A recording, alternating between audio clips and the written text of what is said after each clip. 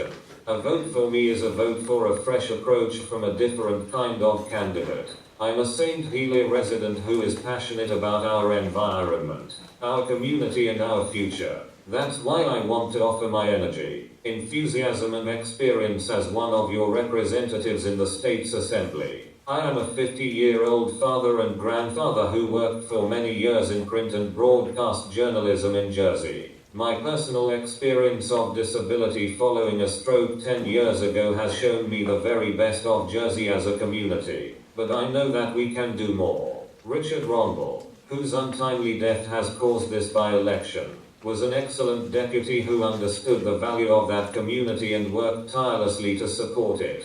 I am putting my name forward and asking for your vote because I want to continue that work and believe I can make a contribution to the future well-being of the residents of St. Helier and of Jersey. I hope you'll see my campaign material in print or online, and I'd be happy to take any questions from you after this meeting, or add any on social media, but I'd summarize my campaign with 5 key pledges about what I believe in, and 5 key promises to you.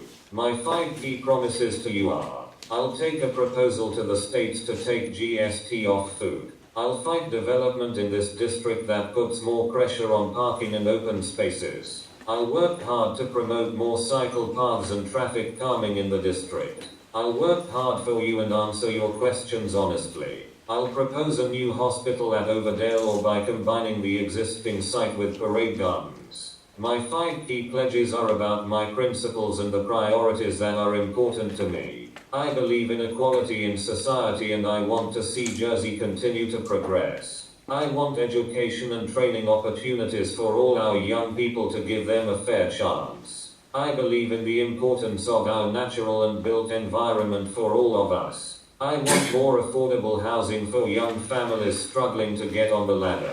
I believe in sustainable population controls balancing economic and environmental needs. Ladies and gentlemen, that's a summary of how I want to represent you. We see a lot of U-turns from politicians on anything from the hospital to Angkor, but those promises and pledges are important to me, and I hope they are important to you.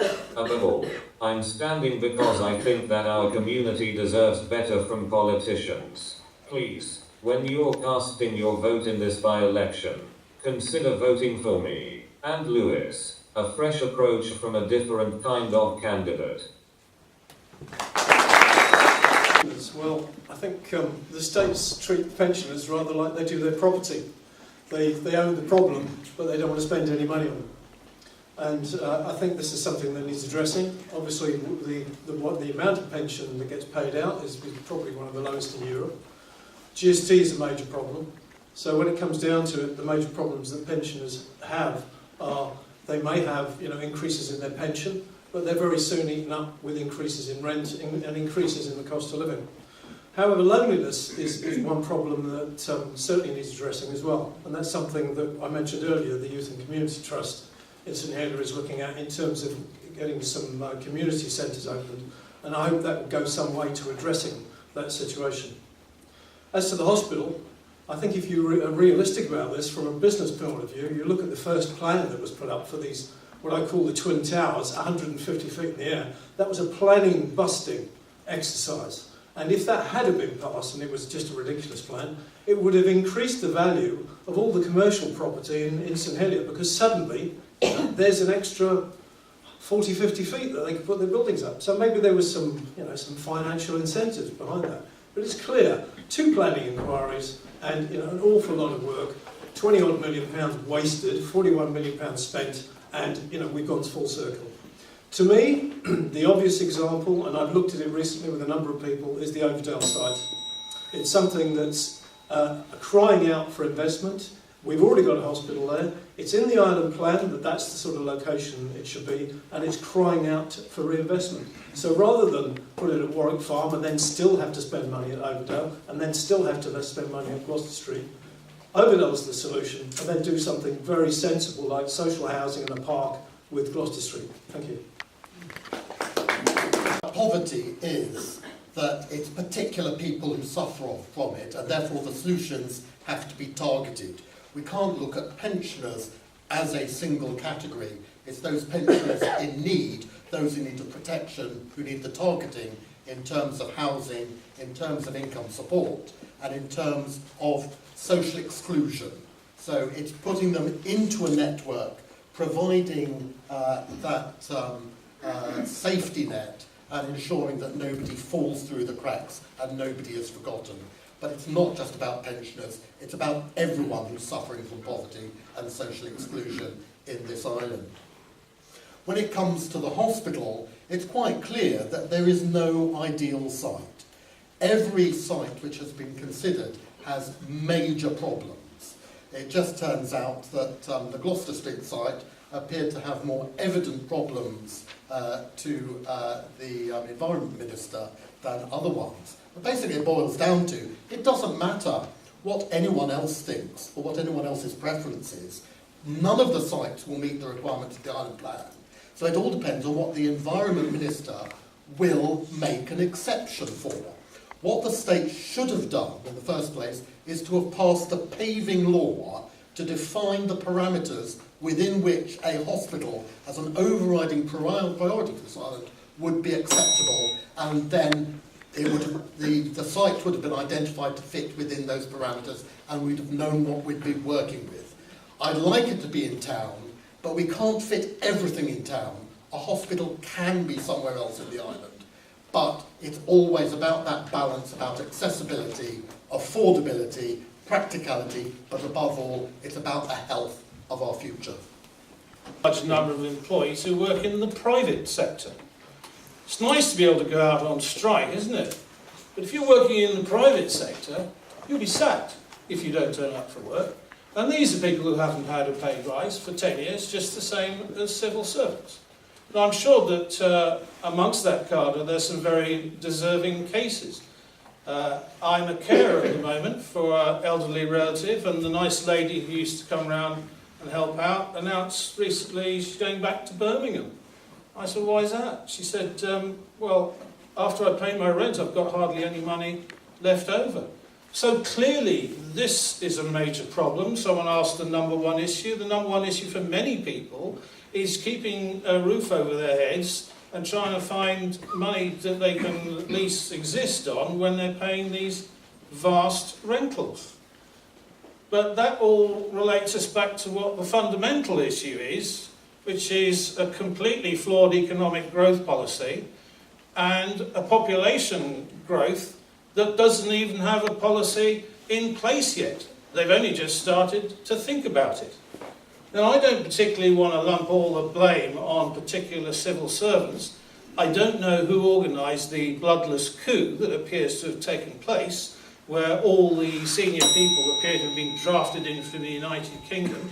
But one thing I do know is that most of the blame for what's going on lies at the feet of states members, who last year handed over all accountability from themselves to two people, the Chief Minister and the Chief Executive Officer.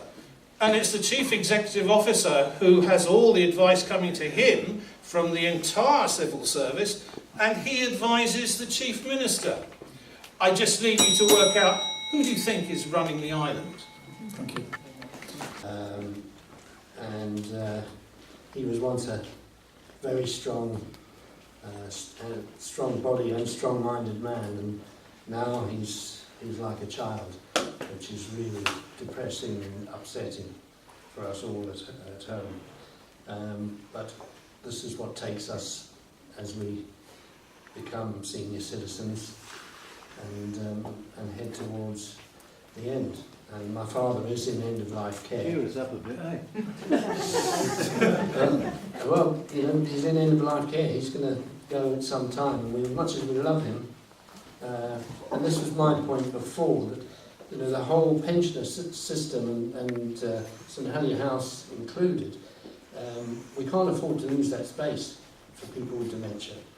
And you know, I said before that if I was elected, I intend appointing a commission to look at how we can improve all aspects of pensioners' lives, from pension payments to healthcare, diet and exercise, to well-being and community life. And you know, dementia is something that's got to come in that, and we've got to work out how we can cope with the future dementia sufferers, because there's going to be more and more that are going to get ill with the disease. Thanks. It did well over the last 2 years, and we did have an income, an unexpected income from finance. To meet the wages with the inflation, we require 9 million per year, if we're going just with the inflation, and it can be set in the budget if we'll put our priorities straight. Regarding Charlie Parker, I mentioned in my open speech, and what I think, nobody was 27,000. I think it's really a very high amount for outside consultant who is coming to the island and going. But what disturbs me even more, I read 2 days ago in the newspapers that some of the consultants are going to disappear. And they're going to disappear without giving the results. They come here to work, we pay them good money.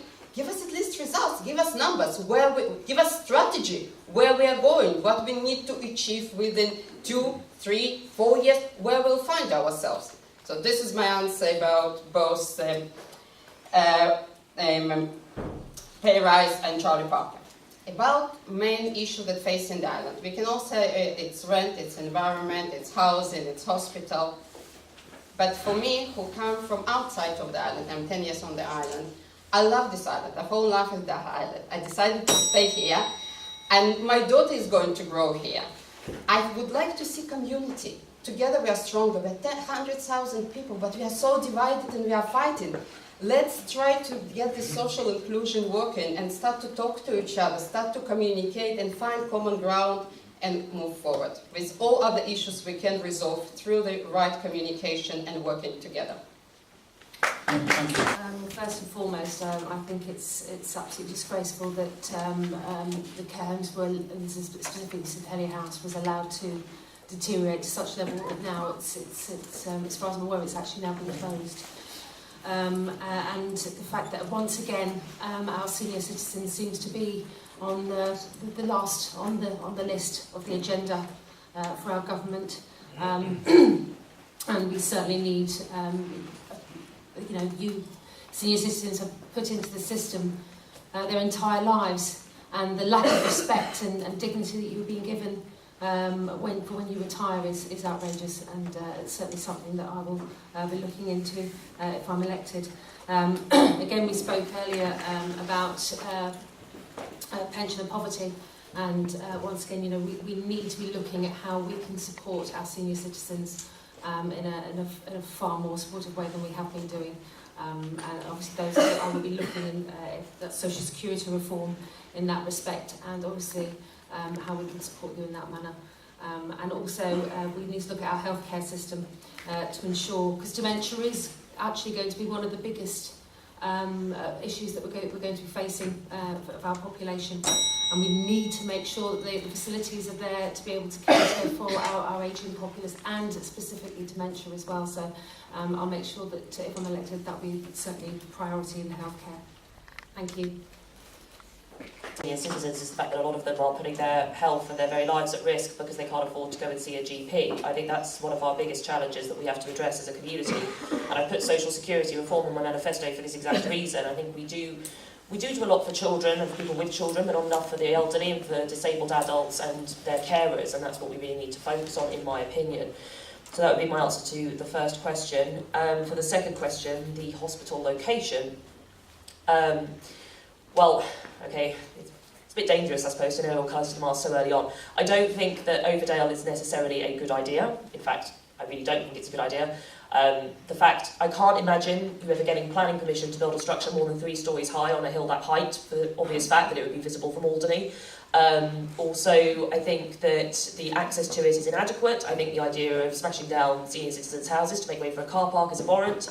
And I'm just not pleased with the way that whole process is being dealt with. That being said, I'm not married to any site in particular, and I very much think that the most important thing when it comes to the hospital is that we get it agreed and we get it in motion as soon as possible. So that would absolutely be my focus were I to be successful in this election. I would oppose Overdale initially, but if that is the only site that we can get permission for, then so be it. We just have to move on.